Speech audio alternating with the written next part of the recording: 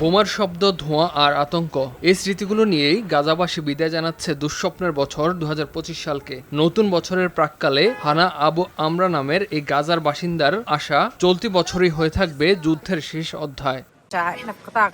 গাজা উপত্যকায় আমরা এক অন্তহীন দুঃস্বপ্নের ভেতরে বসবাস করছি।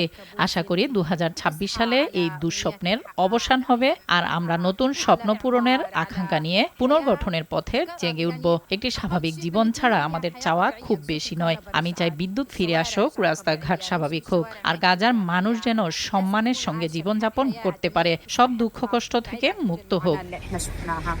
২ বছরের বেশি সময় ধরে চলা ইসরায়েলি আগ্রাসনের পর ২০২৫ সালের ১০ অক্টোবর থেকে গাজায় নাজুক যুদ্ধবিরতি কার্যকর রয়েছে। এই যুদ্ধবিরতিতে আপাতত বোমা হামলা থামলেও গাজার দুর্ভোগ থামেনি। গাজায় যুদ্ধের ভয়াবহতা ১৩টি মশলার এক দারুণ কম্বিনেশনে তৈরি ইফাত রশিদ বিরিয়ানি মশলা। উৎসব এখন প্রতিদিন। ঘরবাড়ি হারিয়েছে লাখো মানুষ। অধিকাংশ বাস্তুচ্যুত পরিবার খালি হাতেই নতুন বছরে প্রবেশ করছে।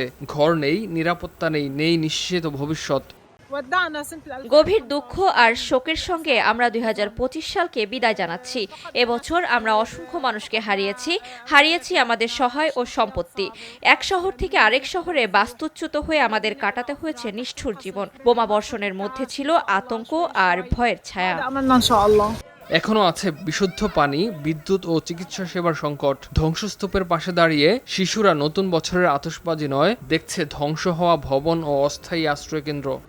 إن شاء الله بتكون هذه نهاية حرب لإلنا، تبدأ سنة جديدة معنا. حنودع سنة 2025 نسيبلها الألم، وإن شاء الله تكون بداية سنة 2026.